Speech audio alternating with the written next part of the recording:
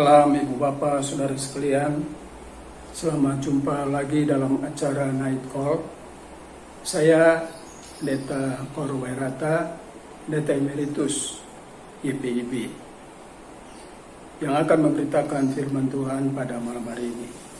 Dahulu itu, saya ajak kepada Ibu Bapak, Saudara sekalian untuk bersama-sama menaikkan doa. Syukur kepadamu ya Tuhan, sebab firman-Mu adalah pelita bagi kaki kami dan terang pada jalanan kami. Karuniakan kami Roh-Mu yang kudus, agar kami dapat memahami dan melaksanakan firman-Mu demi hormat dan kemuliaan bagi nama Tuhan Yesus Kristus, Tuhan dan Juru Selamat kami. Amin. Mazmur 141. Ya Tuhan, aku berseru kepadamu, datanglah segera kepadaku, berilah telinga kepada suaraku. Waktu aku berseru kepadamu, biarlah doaku adalah bagimu, seperti persembahan ukupan dengan tanganku yang terangkat, seperti persembahan korban pada waktu petang. Awasilah mulutku ya Tuhan, berjagalah pada pintu bibirku. Jangan condongkan hatiku kepada yang jahat, untuk melakukan perbuatan-perbuatan yang fasik bersama-sama dengan orang-orang yang melakukan kejahatan. Dan jangan aku mengecap sedap-sedapan mereka. Biarlah orang benar memalu dan menghukum aku. Itulah kasih, tetapi janganlah minyak orang fasik menghiasi kepalaku. Sungguh aku terus berdoa menentang kejahatan-kejahatan mereka. Apabila mereka diserahkan pada hakim-hakimnya, maka mereka akan mendengar bahwa perkataan-perkataanku menyenangkan. Seperti batu yang dibelah dan dihancurkan ke tanah, demikianlah akan perhambunan tulang-tulang mereka di mulut dunia orang mati. Tapi kepadamu lah ya Allah, Tuhanku, mataku tertuju, padamulah aku berlindung. Jangan campakkan aku. Lindungilah aku terhadap katup pencerat yang mereka pasang terhadap aku, dan dari perangkap orang-orang yang melakukan kejahatan. Orang-orang fasik akan jatuh serentak ke dalam jalan mereka, tetapi aku melangkah lambat. Pada hari ini, Ibu Bapak, Saudara sekalian, adalah hari yang bertepatan dengan hari ulang tahun dari Yapendik, Yayasan Pendidikan Gereja Besar di Indonesia bagian Barat, yang ke-39. Berkenaan dengan hal itu, izinkan saya memberikan satu ilustrasi pendahuluan. Beberapa tahun yang lalu, ada aksi bakti sosial dari para pemuda GPIB di desa Sidoarjo, Panjirejo di Lampung. Pada waktu itu kami berempat, yaitu Pak Profesor Watimena, Profesor Romawas, Ibu Leni, Pak Sujono, dan saya ikut mendampingi aksi bakti sosial tersebut, karena para pemuda akan membuat 9 kolam untuk pemeliharaan lele. Pada hari yang pertama, malamnya kami harus beristirahat, dan ada 2 kamar tempat kami istirahat itu. Pada satu kamar Ibu Leni yang tinggal, kemudian di kamar yang satu lagi Pak Profesor Watimena, Pak Profesor Fred Rumawas, dan saya dan Pak Sujono bersama dengan pemuda. Pada waktu kami akan beristirahat, kami melihat ada satu tempat tidur dan satu kasur di bawah, di mana kasur itu memuat 2 orang dan tempat tidur itu 1 orang.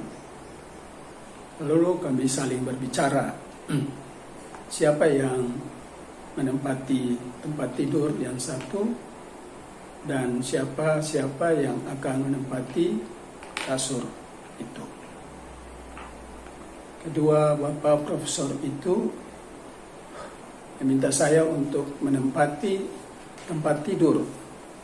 Waduh, saudara-saudara, saya sulit sekali untuk bisa menerima kenyataan itu. Saya katakan, wah, salah satu dari bapak aja yang di tempat tidur itu, dan saya akan bergabung dengan salah satu bapak profesor di tempat tidur di kasur itu. Tapi mereka tetap memaksa, dan dengan susah payah saya harus coba tidur di tempat tidur di atas. Tapi semalam suntuk hampir saya tidak bisa tidur, mengingat bahwa bagaimana mungkin ya kedua bapak profesor yang umurnya lebih daripada saya itu tidur di kasur, sedangkan saya tidur di tempat tidur yang lebih enak. Ya, saya berdoa kepada Tuhan, luar biasa.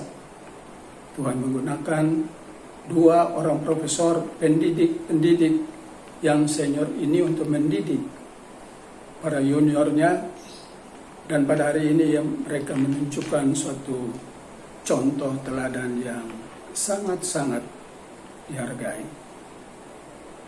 Nah, Bapak saudara sekalian, kami melaksanakan semua tugas-tugas itu sebelum kami pulang, dan saya mendapatkan satu kenyataan yang selalu saya ingat sampai sekarang ini, itu bahwa luar biasa dua profesor yang dihormati dan dihargai oleh dokter-dokter lainnya di kampus IPB, ternyata mereka mempunyai integritas pribadi yang luar biasa untuk mau tidur di kasur di lantai di tengah-tengah pengabdian mereka kepada Tuhan melalui apa yang sudah mereka dapat dalam pendidikan itu.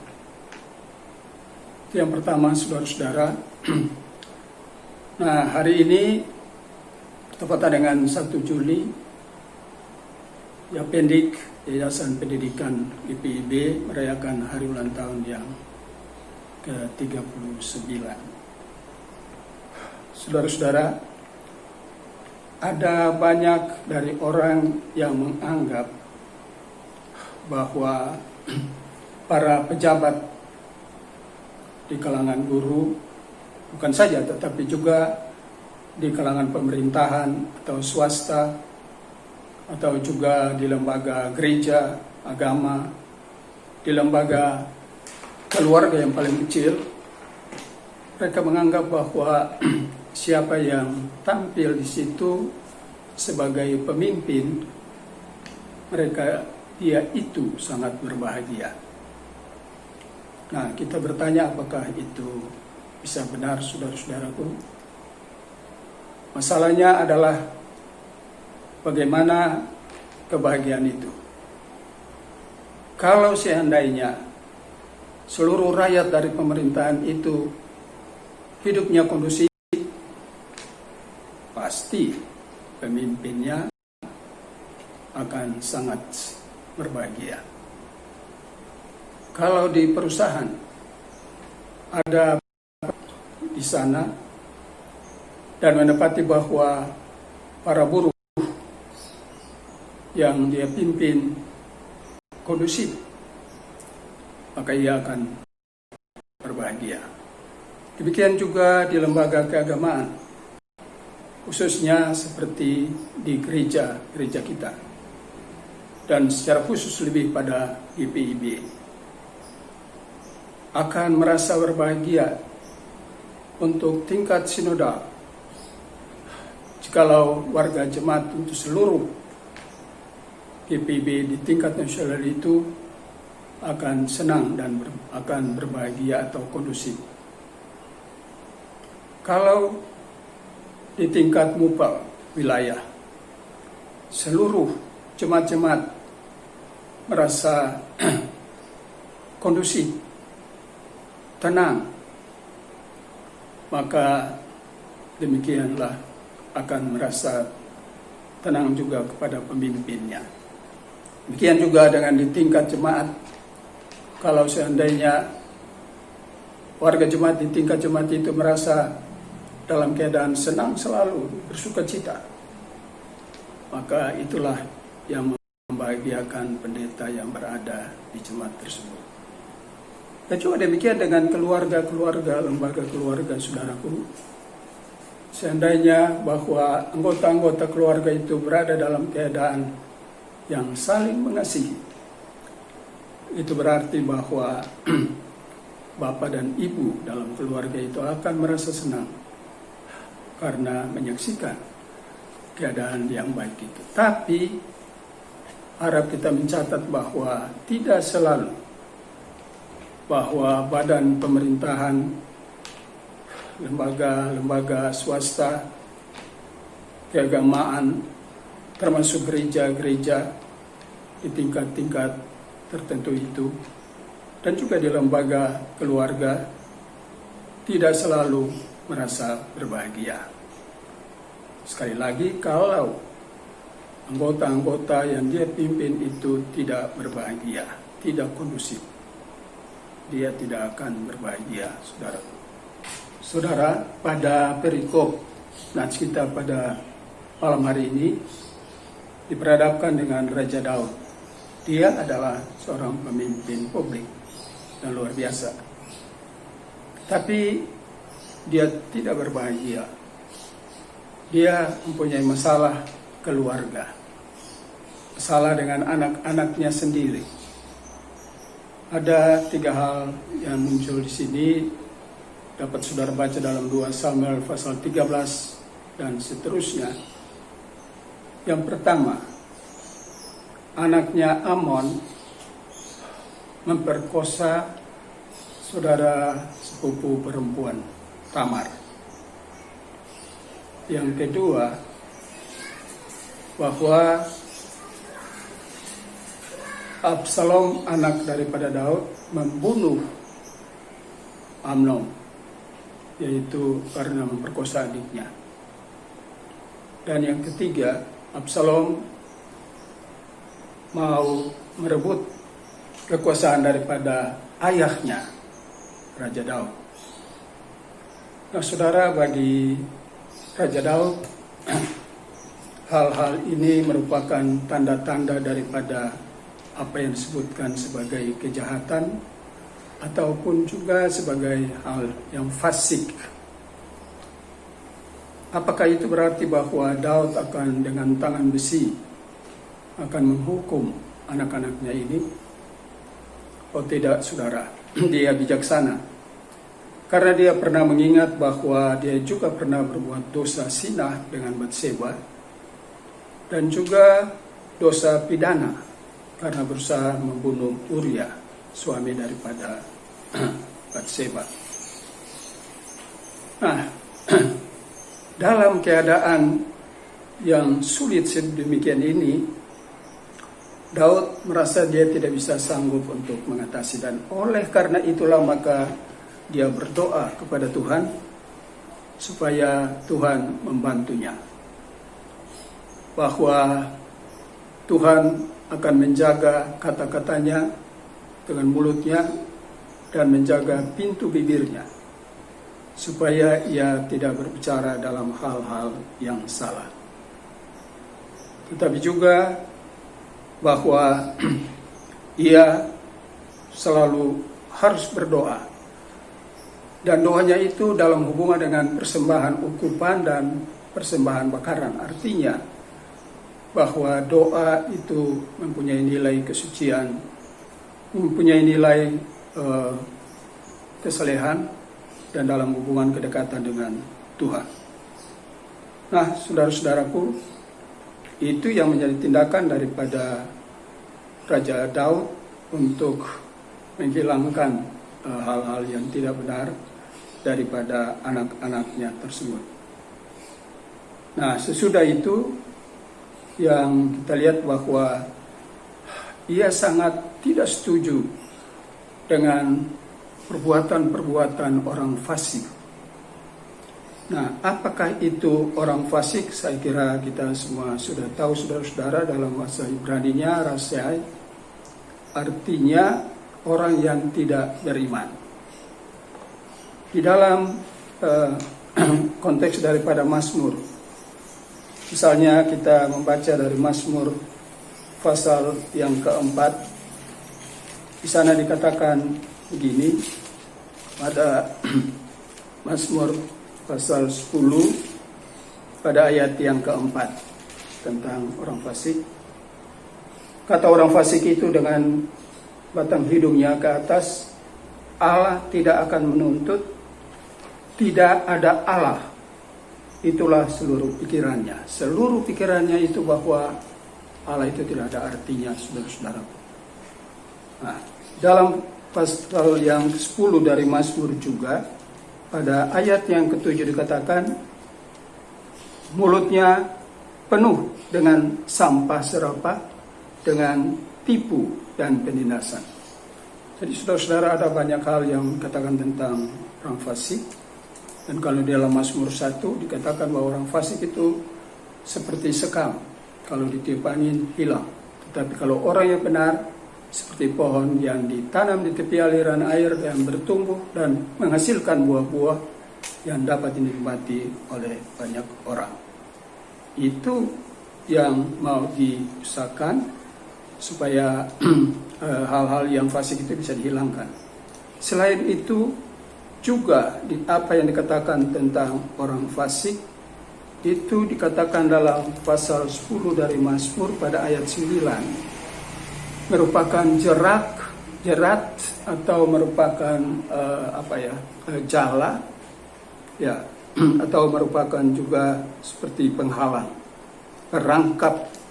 Di dalam ayat 9 katakan ini, ia mengendap di tempat yang tersembunyi seperti singa di dalam semak-semak. Ia mengendap untuk menangkap orang yang tertindas. Ia menangkap orang yang tertindas itu dengan menariknya ke dalam jaringnya. Betapa sulitnya, betapa kacaunya orang-orang fasik yang sedemikian. Ibu Bapak, saudara yang dikasihi Tuhan, saya sampai pada aplikasi. Beberapa tahun yang lalu pernah diadakan satu musyawarah pelayanan daripada gereja-gereja di Indonesia. Pada waktu itu dikatakan, dibicarakan apa sih sepertinya tujuan daripada sekolah-sekolah pendidikan Kristen. Ada yang mengatakan ya tujuannya untuk pekabaran Injil. Ada juga yang mengatakan tujuan dari pendidikan Kristen itu adalah untuk mencari keuntungan, semacam bisnis. Tetapi yang sebenarnya saya kira adalah bahwa pekabaran Injil itu tetap menjadi tujuan daripada sekolah Kristen, tapi sekaligus juga mencari bagaimana mendapatkan uang untuk meningkatkan akan tujuan yang pertama tadi, yaitu pekabaran Injil. Nah, saudara yang dikasihi Tuhan, pejabat-pejabat publik kita sekarang ini harus banyak belajar untuk tidak hanya pengetahuannya, tetapi terutama mempunyai karakter yang baik dan memberikan gerakan-gerakan yang baik untuk tujuan yang baik bagi para muridnya. Nah, oleh sebab itu, maka seperti apa yang dikatakan oleh Menteri Pendidikan sekarang itu, bahwa guru itu harusnya merupakan penggerak. Artinya setelah dia menggerakkan murid-muridnya, ia tidak bisa lagi birokrasi terhadap murid-muridnya itu, tetapi memberikan juga kebebasan-kebebasan supaya mereka bisa bertumbuh, berkembang demi untuk kebaikan bersama dan untuk memuliakan nama Tuhan. Sekarang saya kira yang terakhir adalah mari kita menghindari sifat-sifat kefasikan, rausiau tadi, dan berusahalah untuk menjadi orang yang baik, terutama sebagai para guru, sebagai pemimpin-pemimpin di dalam gereja, di tingkat jemaat, di tingkat mupel, dan juga di tingkat sinodal. Amin. Ibu Bapak, saudara sekalian, mari kita bersama berdoa. Kami bersyukur lagi kepadamu Tuhan, karena kami rasakan bahwa kehidupan ini selalu diberikan oleh Tuhan sebagai anugerah daripadamu, dan kami dapat menjalani itu dengan lebih baik lagi kalau kami berjalan dengan firman-Mu yang kudus. Kini Tuhan, kami berdoa supaya semua apa yang sudah kami gali dari firman-Mu akan bermanfaat untuk kami untuk terus berjalan dalam kehidupan yang lebih baik lagi. Pimpin dan bimbinglah akan para pemimpin, baik di tingkat pemerintahan, di lembaga-lembaga agama, gereja, dan juga lembaga keluarga. Kami mohon Tuhan menyertai bersama dengan semua pemimpin-pemimpin di perusahaan-perusahaan, pabrik-pabrik. Tuhan memberikan hikmat dan kebijaksanaan-Mu. Tuhan alam surga, kami berdoa secara khusus kepada pendidikan Kristen di mana-mana juga ya Tuhan. Secara khusus bagi Yayasan Pendidikan Kristen PPIB yang pada hari ini merayakan hari ulang tahun yang ke-39. Tuhan berkenan untuk menuntun pada pengurus di tingkat sinodal, di tingkat-tingkat musyawarah pelayanan, dan juga pada pemimpin-pemimpin di tingkat jemaat. Khususnya Bapak kepada para guru, supaya Tuhan bimbing mereka untuk kedekatan dengan Tuhan, dan karena itu dapat membagikan kebaikan dan kebahagiaan kepada murid-muridnya, bertumbuh dengan baik untuk generasi yang akan datang mengalami damai sejahtera. Inilah doa kami, Tuhan Yesus Kristus, Juru Selamat kami. Amin.